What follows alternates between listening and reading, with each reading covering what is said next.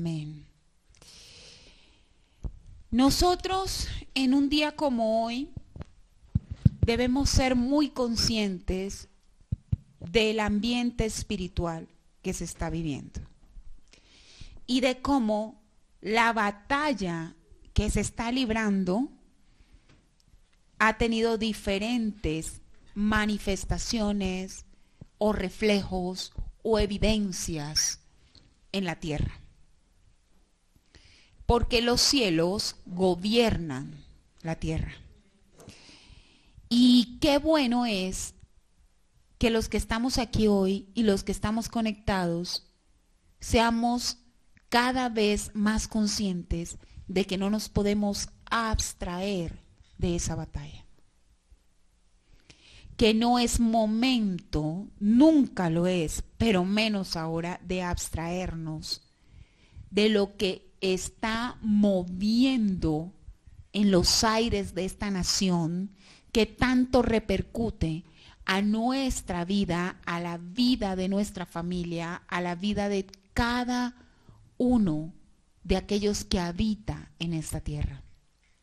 Quiero preguntarle, ¿quiénes de los que están conectados han estado firmes en los tiempos de oración que estamos teniendo desde el domingo?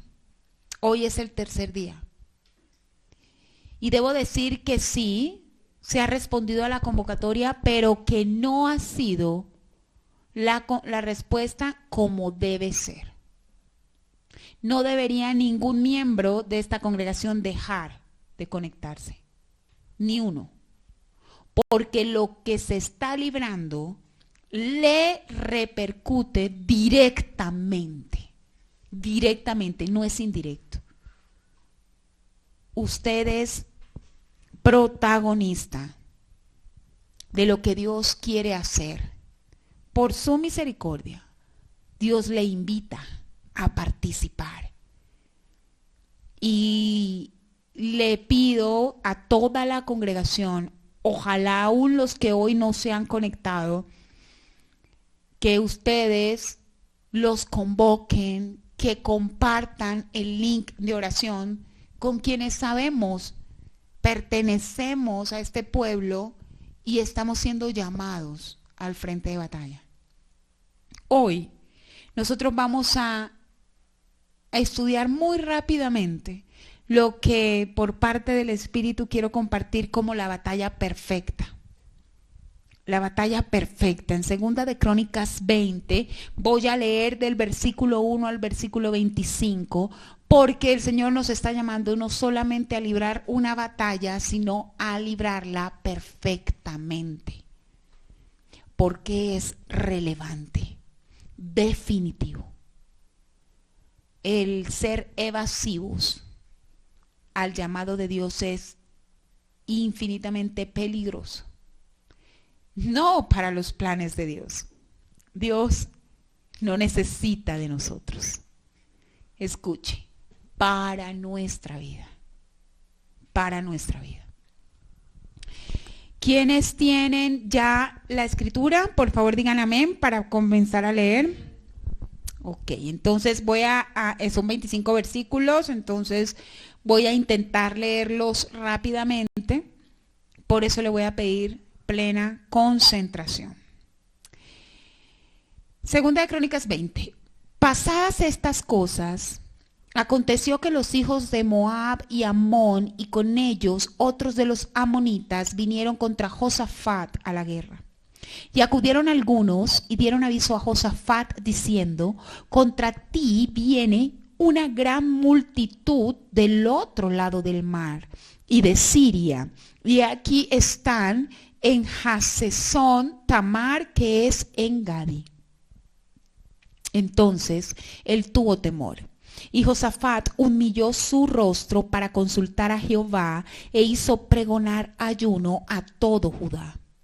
Y se reunieron los de Judá a pedir socorro a Jehová, y también de todas las ciudades de Judá vinieron a pedir ayuda a Jehová.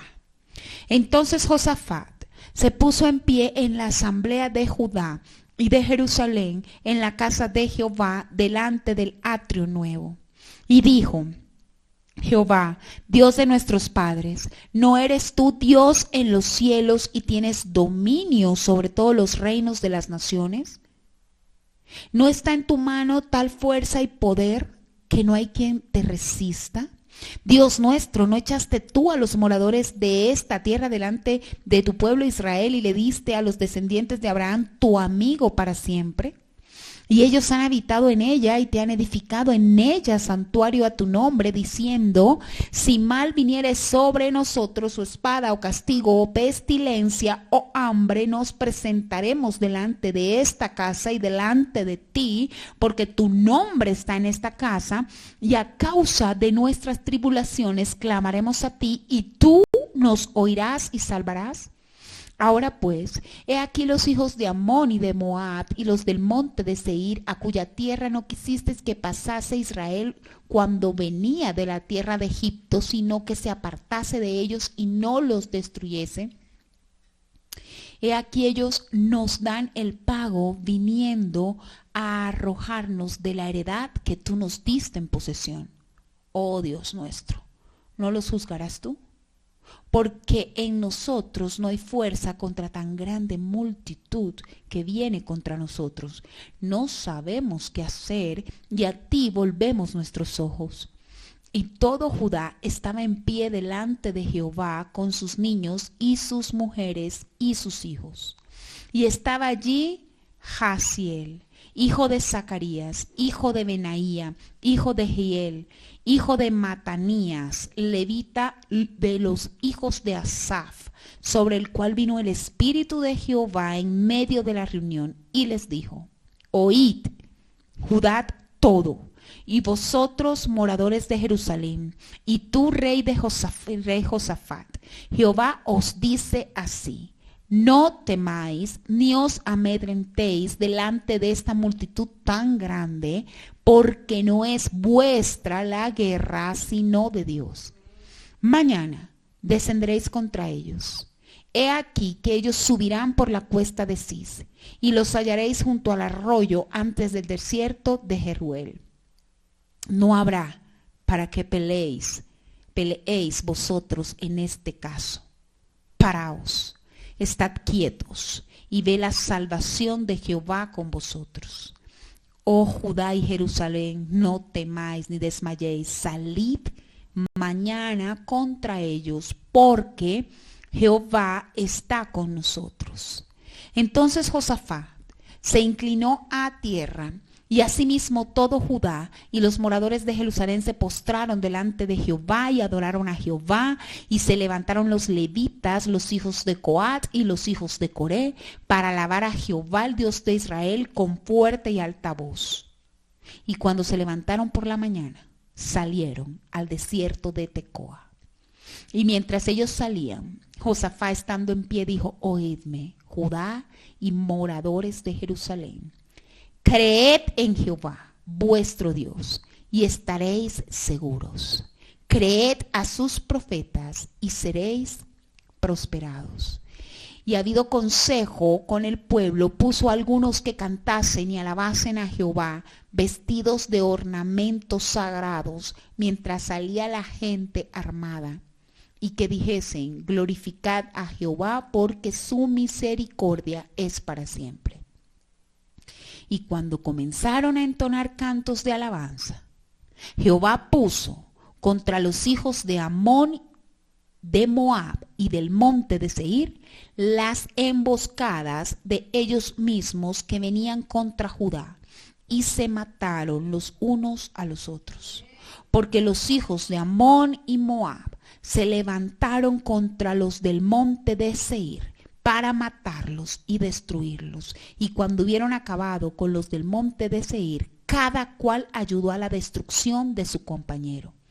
Y luego que vino Judá a la torre del desierto, miraron hacia la multitud, y aquí yacían ellos en tierra muertos, pues ninguno había escapado.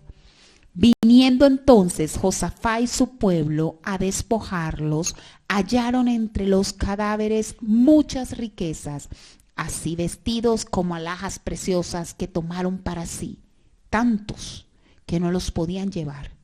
3 días estuvieron recogiendo el botín, porque era mucho. Amén.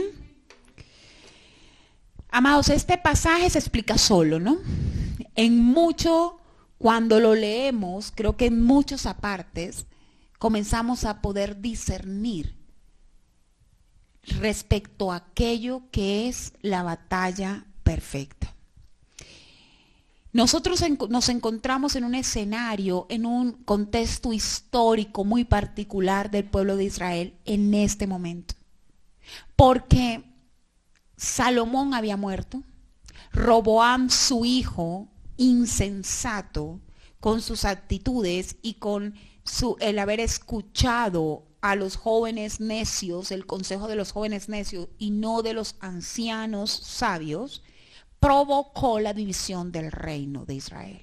Para este momento ya el reino de Israel está dividido, el reino del sur, el reino del norte. El reino se debilitó por causa de la división. Y habían venido ya gobernantes y durante toda esta etapa de los reinos que está explicada, contada en el libro de los reyes, en el libro de las crónicas, nosotros vemos que hubo reyes malos, reyes buenos. Aquí estamos hablando puntualmente del rey Josafat. Y el rey Josafat reinó sobre el reino de Judá, que era llamado el reino del sur. Fue un rey bueno, en la medida que buscó desde que tomó su reinado hacer la voluntad de Dios. No fue perfecto, se equivocó, pero a lo largo de su vida siempre hubo esa tendencia a glorificar, a adorar al Dios verdadero. Y nosotros vemos acá una historia que nos compete hoy como nunca. El nombre de Josafat significa Yahvé o Jehová es juez. Jehová juzga. Yahvé juzga. Realmente esta es la primera guerra que tiene que llevar Josafat. Y fue la primera vez que él fue emboscado, porque estas naciones que nos menciona la palabra Moab, Amón, que muy claramente se describen allí como los que se habían aliado para emboscar. Ahora yo les pregunto, ¿qué es una emboscada? Una trampa. Realmente, si lo buscamos en el diccionario, es un plan secreto en contra de alguien. Un plan secreto en contra de alguien. Amón, Moab son pueblos descendientes de Lot. Y los dos fueron fruto de incesto. Entonces, realmente fueron pueblos que se mezclaron con los israelitas, pero ellos siempre fueron politeístas, siempre adoraron otros dioses y aborrecían al pueblo de Israel.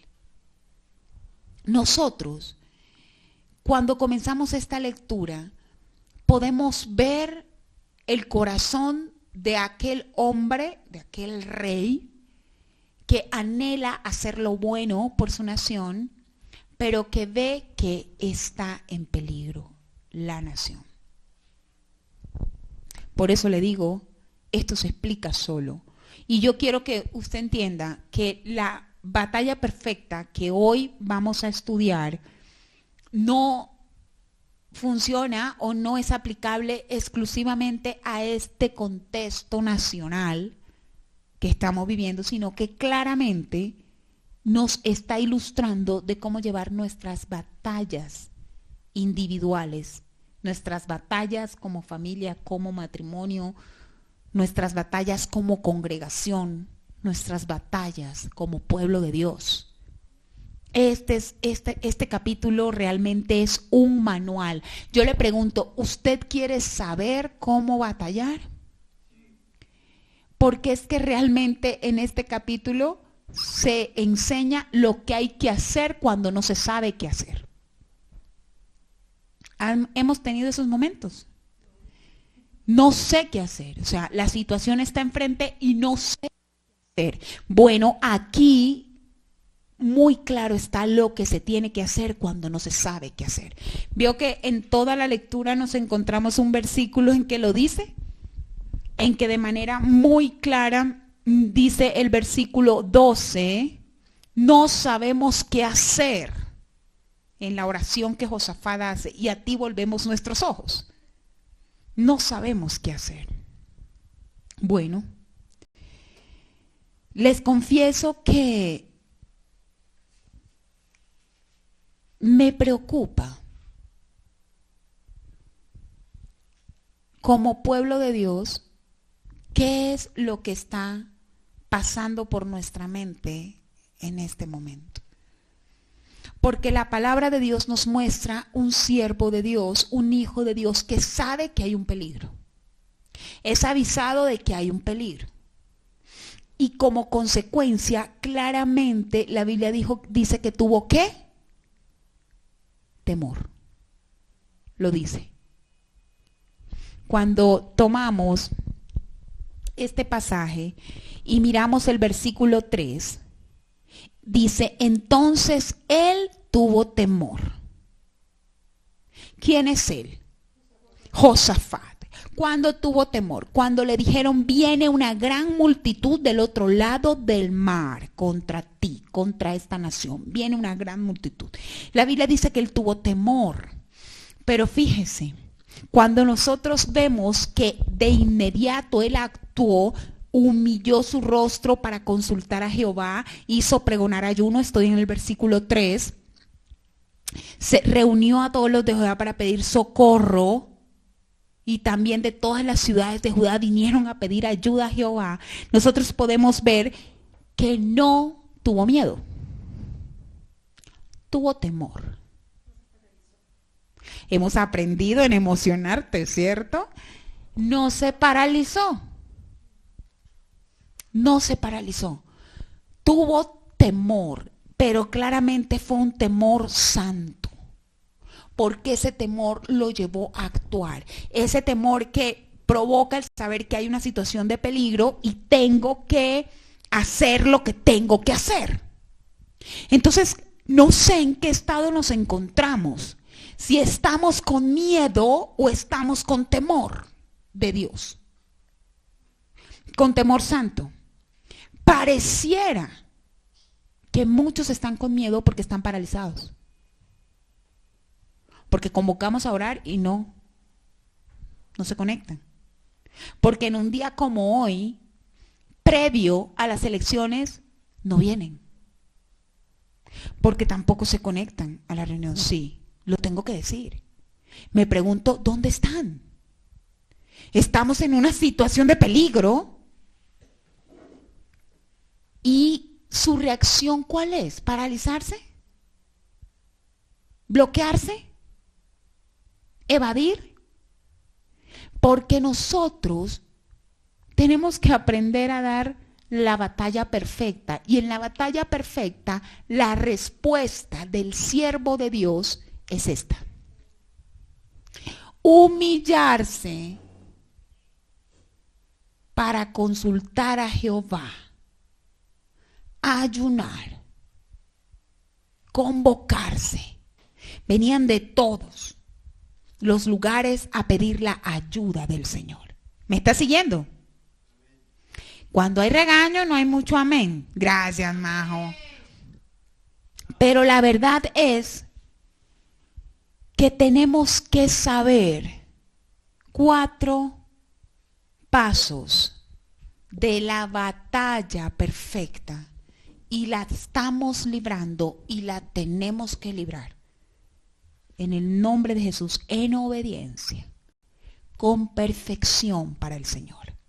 Y vamos a ver, son 4. Primero, la oración. La oración de Josafat nos muestra ese primer paso de una batalla perfecta. Cuando nosotros arrancamos en el versículo 5, del versículo 13, podemos ver literalmente 6 estaciones en esta oración. No se asuste, no voy a enseñar hasta las 12 de la noche estas 6 estaciones, más todo lo demás, pero sí voy a correr.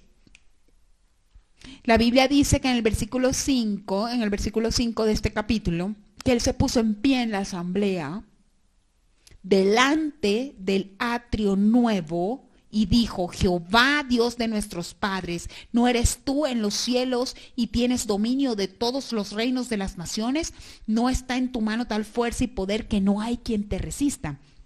¿Sabe? Una oración sabia por alguien que avistó el peligro y tiene temor santo y no miedo, es que es una oración que proclama la soberanía de Dios. Recuerde que lo que estamos aprendiendo hoy no es solamente para este momento nacional, es siempre para nuestra vida espiritual. Y nosotros no podemos dar una batalla espiritual excelente, perfecta, victoriosa, si nuestra oración no se centra en la soberanía de Dios. Qué mal oramos muchas veces en situaciones de peligro, en donde no hacemos sino enfocarnos en el poder del enemigo. Y nuestra oración se centra en lo que el enemigo ha hecho, sigue haciendo, está haciendo. Y yo no digo que una oración no pueda mostrar. De hecho, hay un punto en el que Josafat habla y dice: mira a los de Amón. Pero no es el centro de su oración. El centro de su oración es: Señor, tú eres el rey, tú eres el soberano. Ese es versículo 6. En el versículo 7, de una manera muy clara, él dice: Dios nuestro, ¿no echaste tú a los moradores de esta tierra delante de tu pueblo y le diste a la descendencia de Abraham, tu amigo, para siempre? Él recuerda el pacto de Dios con Abraham. Y es que una oración efectiva no tiene por qué comenzar con todo lo que el enemigo ha hecho, con todo el poder que tiene el enemigo, con todo lo malo que nos puede suceder, sino: Señor, en tu palabra está. Tú dijiste esto y esto. El pacto de Dios, la promesa de Dios, la palabra de Dios, tiene que ser el eje, el centro de una oración de batalla espiritual. Qué importante, estamos a hoy martes, tenemos estos días previos. Hagamos esto como tenemos que hacerlo. ¿Qué ha dicho Dios para Colombia? ¿Usted sabe cuáles son las promesas que Dios ha dado para esta nación? ¿Usted sabe cuáles son las promesas que Dios le ha dado a su matrimonio, a su vida en personal, a su vida emocional, a esta iglesia? En el versículo 8 y 9, claramente Josafat está evocando aquella consagración que hizo Salomón en el templo, en donde le dijo: si viniera pestilencia, Señor, tú dijiste que si te orábamos y si buscábamos tu rostro, tú nos responderías. Tú estarías en medio de nosotros porque tu presencia está en este lugar. La presencia. ¿Cómo pretendemos batallar espiritualmente sin hacer conciencia, sin hacer la proclamación, la declaración, la vivencia de que Él está presente ahí? Nosotros ahí batallando y repitiendo y no funciona así. La oración de una perfecta batalla es una oración que trae la presencia de Dios, que se mueve en la presencia de Dios. En el versículo 10, Josafat menciona a los enemigos, pero fíjese, los menciona para exaltar la bondad de Dios, porque dice: tú, Señor, no nos permitiste cuando veníamos por el desierto arrasar con Amón, arrasar con Moab. Aunque ellos ahora están pretendiendo quitarnos el territorio que tú nos diste, tú fuiste bueno con ellos. La bondad de Dios. La bondad de Dios. Los atributos de Dios. Amados, una batalla espiritual no se da contemplando al diablo. contemplando la obra del enemigo. Así no se batalla espiritualmente. La batalla espiritual se da contemplándolo a Él, a Cristo. Es tan tremendo que en el versículo 11 Él exalta incluso las posesiones. Él dice, tú nos bendijiste, Señor.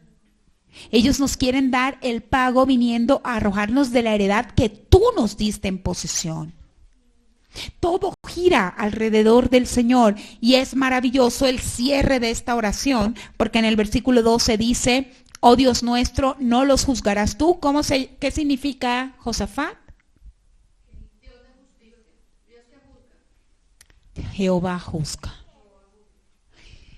Ok.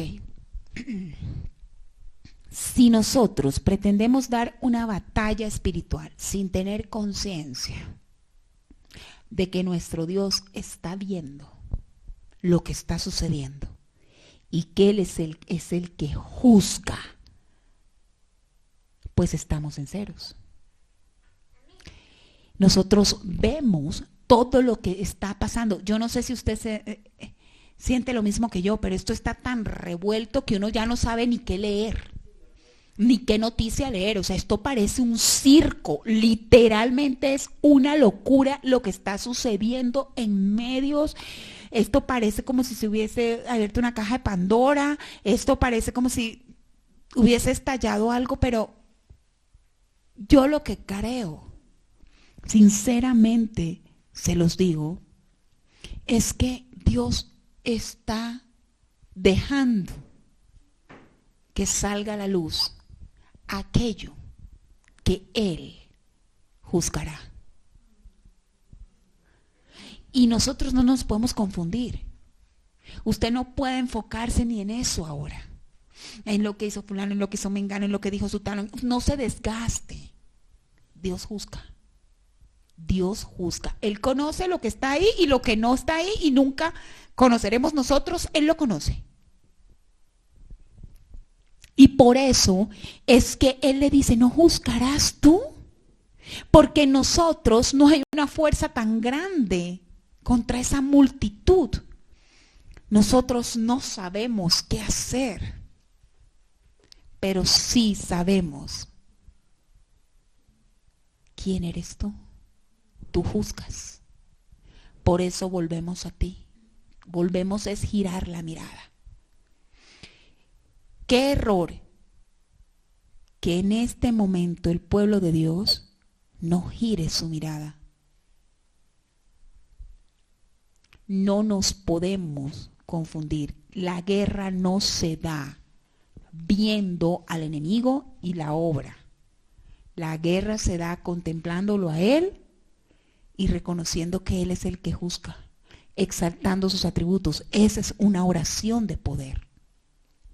Segundo punto, de una batalla perfecta.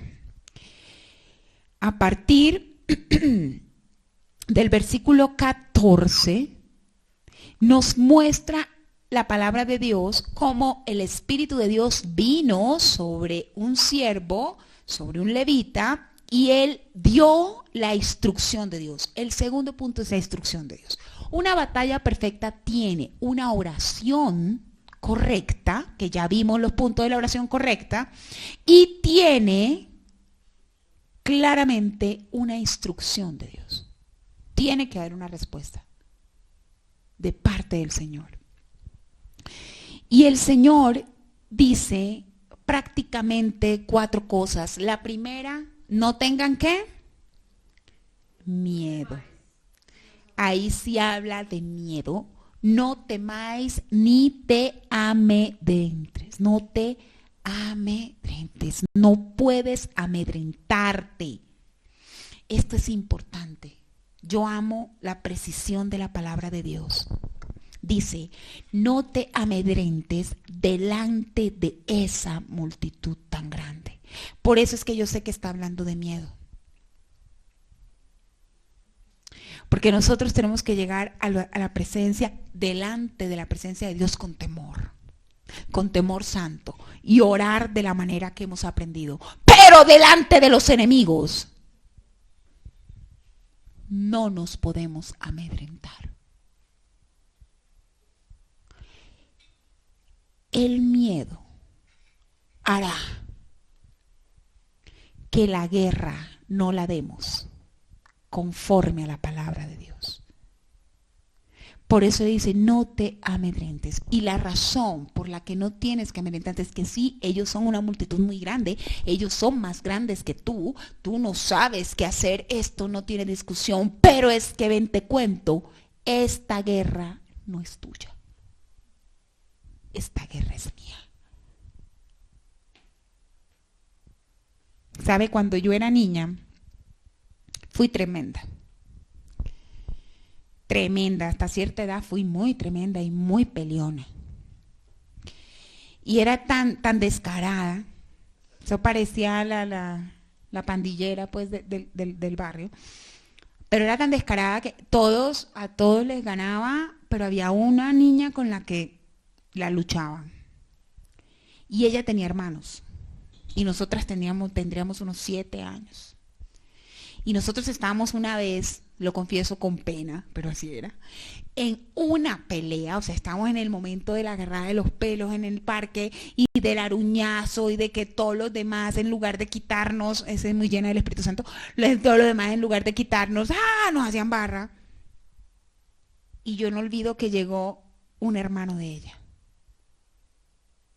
Y el hermano me quitó, obviamente me empujó, obviamente rescató a su hermana y se la llevó y cuando yo lo vi tan grande, pues ahí sí, pues qué, me quedo quieta. Y yo recuerdo que yo pensaba, yo no tengo hermano. Y lloraba, yo me acuerdo que ese día yo lloré, yo dije, yo no tengo hermano que me defienda. Que me descaro, me la quitó de abajo, bueno, o sea. Pero yo percibo en el Espíritu que el Señor nos está en este momento haciendo esto. Entiende que esta pelea no es así. No es aruño, diente y rasguño. Esta batalla es mía. Esta batalla es mía. Tranquila, tranquilo. Yo peleo por esta nación. Yo peleo por tu vida. Yo peleo por esa área que tú sientes que ha sido tu guerra más grande. Es mía. Esa batalla no es tuya. Esa batalla es mía. No te desgastes al punto de agotarte. Pero es interesante, porque aunque la batalla es de Él dice, enfrenta. ¿No les parece curioso? Porque renglón seguido dice, mire, esta guerra no es tuya, es mía, pero dice, mañana descenderéis contra ellos. Pareciera una contradicción. Si la guerra es de Él, ¿por qué me dice que yo descienda? ¿Saben? Estamos en un momento de enfrentar nuestros gigantes. No es únicamente Colombia la que está viviendo el momento de enfrentar sus gigantes. En nuestra vida personal, familiar, estamos en ese punto del verdadero problema. Y Dios lo viene diciendo, el verdadero problema, la manifestación del contraste, implica que entendamos que esto se fue hondo. Esta batalla es la batalla decisiva y se tiene que librar con perfección. Hay que enfrentar. La evasión no es la respuesta. La instrucción del Señor es, no, da la media vuelta, tranquilo, esta guerra es mía, tú sigue como si nada, tú ignora el problema, que yo me encargo. Dios está diciendo eso. Dios está diciendo, enfrenta y madruga, desciende contra ellos. Y esto tiene que ver con esa disposición espiritual a dar la batalla. la disposición a enfrentar lo definitivo, pero a enfrentarlo como es. Porque de manera inmediata dice, ok, tú lo vas a enfrentar, pero dice, pero está quieto. Anda, Señor, pero ¿y entonces? No hay nada contradictorio aquí. Desciende por fe, enfrenta por fe, pero está la expectativa de lo que yo voy a hacer. Porque este pasaje ha sido un pasaje rema a lo largo de mi vida. Versículo 17, no habrá para qué peleéis vosotros en este caso, paraos, estad quietos y ved la salvación de Jehová con vosotros. Oh Judá y Jerusalén, no temáis ni desmayéis, salid mañana contra ellos porque Jehová estará con vosotros. Pero hay que salir a la guerra. Por eso es mi inquietud. De los que no se han dispuesto a salir a la guerra ni por sus batallas personales, mucho menos por las batallas de la nación. Pero si quieren ver la salvación del Señor. Pero la salvación del Señor, ¿la ve quién sale? Me está dejando hoy hablar a su corazón. Yo espero que no lo haya cerrado. Porque a veces cuando escuchamos lo que no queremos, lo que hacemos es que nos cerramos. Pero lo cierto es que el que no salga a la batalla no va a ver la gloria de Dios, lo que Dios va a hacer. Sí, amados, pasarán cosas. Y creerán muchos que se subieron en el tren y que chuparon llanta y que salieron beneficiados de lo que otros hicieron. No funciona así. Dios hace. ¿Recuerda el mensaje de Mardoqueo a Esther? Dios traerá salvación. Respiro de algún lado, pero tú. Es tiempo de ser responsables. Responsables. Tercer punto. ¿Quién tiene hora? Gus. Ok. Me alargué un poquito, pero ya vamos a terminar. Tercer punto. La batalla. Está la oración, está la instrucción de Dios y está la batalla. Y la Biblia nos dice que en el momento álgido de la batalla, que es el versículo 20, Josafat convocó y él dijo, oídme Judá y moradores de Jerusalén, creed en Jehová vuestro Dios y estaréis seguros. Creed a sus profetas y seréis prosperados. Y resulta que la consecuencia de esa fe en Dios y de esa fe en sus promesas, que ya hemos orado, ¿cierto? Ya Dios nos dio una instrucción, pero ¿cuál es la consecuencia de que yo realmente creo en Dios y creo en sus promesas? ¿Qué? Yo adoro. ¿Sabes? La batalla perfecta es con adoración. Por eso es tan importante no enfocarnos en el enemigo y en sus obras, sino en Dios. Porque cuando adoramos, ya hemos ganado la victoria. Y esto se aplica en lo íntimo y en lo público y en lo nacional. Por eso es que la Biblia dice, sí, descendieron a la batalla, la madrugada, todo, pero el pueblo se asignaron tareas y uno de ellos fue alabar, adorar, dedicarse a cantar. La Biblia dice en el versículo 22 que cuando ellos comenzaron a entonar cantos, algo pasó y este es el cuarto punto. Llegó la victoria. Llegó la victoria. Me pregunto si usted puede darse cuenta que de alguna manera el Señor ha confundido nuestros enemigos. Usted leyó este pasaje y pudo ver en él algo de lo que estamos viviendo. La adoración confunde a tu enemigo.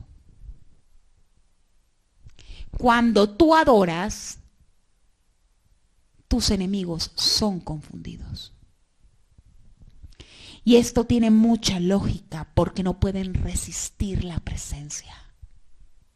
Cuando tú adoras, la presencia de Dios se manifiesta en tu vida y tus enemigos se aturden, los enemigos espirituales se aturden porque ellos no pueden resistir la presencia.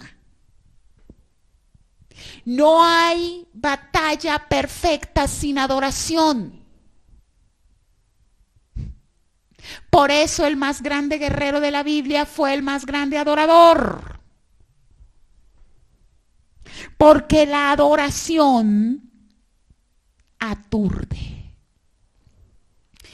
Y esto es tremendo. La Biblia dice que lo que ellos planearon para Israel fue lo que terminaron haciendo consigo mismos. O sea, se emboscaron entre ellos inexplicablemente. Se autodestruyeron por el poder de la presencia de Dios. Amados. De pronto lo que nos ha faltado, de pronto no, estoy segura, que lo que nos ha faltado entender en medio de nuestras batallas es que solo la presencia de Dios nos da la victoria. Y que la presencia en medio de nuestras luchas se manifiesta mediante una oración sabia, una presencia de la instrucción de Dios, una manifestación de la voz de Dios que sea aceptada, reconocida, una adoración sincera para así poder obtener una victoria definitiva, una aniquilación total. La Biblia dice que no quedó ni uno. Yo veo confusión de mis enemigos. Es increíble. Es increíble. Parecen surreal lo que estamos viendo. Entre ellos mismos. Wow. Usted sí se ha dado cuenta. Pero ¿qué tiene que hacer la iglesia? Adorar. Adorar. Y adorar en unidad. Y adorar en la intimidad. Te invito a que no sea una práctica que usemos únicamente por este tiempo, por lo que está sucediendo, por lo que estamos esperando, sino que lo que hoy hemos aprendido sea algo vívido en nuestra vida para siempre. Para siempre. Esta guerra tuya solo se gana con una adoración verdadera. Esa es la batalla perfecta. Esa es la que no tiene pierde. Tú no le ganas al enemigo jalándole los pelos. Tú le ganas al enemigo cuando el hermano mayor llega, se para. Recuerdo, tengo eso tan vívido. La carga, te carga y te lleva victorioso en medio de un campo de batalla. Sí, ese parque fue mi campo de batalla. Pero yo tengo esa imagen. Y cuánto anhelé tener un hermano mayor que hiciera eso conmigo. Tú tienes tu hermano mayor. Tú tienes tu hermano mayor. Presente, presente. Te levanta, Él no permite que nadie te aruñe, te rascuñe, te humille. No, Él te levanta, levanta tu cabeza y te lleva en gloria. Te saca en gloria de en medio de esa batalla. Amén. Padre, nosotros queremos darte gracias porque tú nos das el alimento que necesitamos. Y muchos nos encontrábamos sin saber qué hacer. Y tú hoy nos has respondido. Lo que es la batalla perfecta. Gracias. Porque no necesitamos nada diferente a que tu presencia se manifieste en medio de nuestra batalla. Gracias por ser nuestro hermano mayor. Gracias por ser ese que corre al encuentro, por ese invencible, ese que no puede ser tocado, vituperado, ese para cual todos los enemigos son menos que nada. Gracias, Señor, porque tú juzgas y esa es tu parte. Y confundir y aturdir a tus enemigos, esa es tu parte. La parte nuestra es verte a ti, clamarte a ti. Hoy recibimos esa revelación con humildad y te pedimos perdón por lo tardo que hemos sido en escuchar, por lo tardos que hemos sido por escuchar y los rápidos que hemos sido para hablar, para juzgar, para tomar posiciones, para creer que hablando mucho estamos librando batallas. Gracias. Hoy hemos entendido que esto no es de elocuencia. Esto se trata de adoración. Te bendecimos. Te damos gracias. Nos gozamos en ti. Tú eres el Rey de Colombia, de nuestra vida. Y por cuanto no hay otro como tú, tu gloria será manifiesta. Veremos, Señor, aquello que has prometido en medio de nuestra vida y la vida de esta nación. Amén. Amén. Amén, iglesia. Espero que con el entendimiento que hemos recibido crezcamos en nuestro compromiso espiritual en medio de nuestras batallas y las batallas de esta nación. Los bendigo en el nombre de Jesús. Amén.